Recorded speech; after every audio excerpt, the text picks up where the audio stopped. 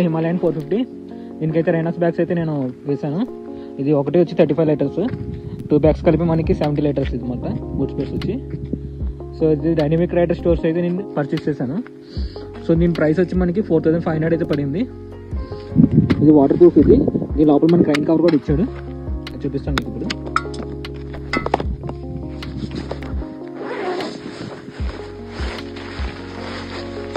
So ఇదే rain cover, దీనిపైన ఇలా పెట్టుకోవచ్చు అనమాట.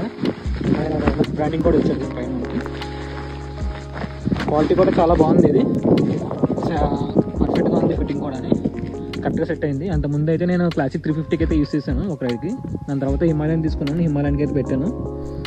లుకింగ్ అయితే చాలా బాగుంది, ఫిట్టింగ్ కూడా బాగుంది. దానికి ఇచ్చిన స్ట్రాప్స్ కూడా క్వాలిటీగా అయితే చాలా బాగా ఇచ్చాడు. మన ఎక్స్ట్రా ఫిట్టింగ్ కూడా ఏం చేసుకోక్కర్లేదు, దానికి ఇచ్చినవన్నీ ఫిట్ చేసుకుంటే సరిపోద్ది మనకి.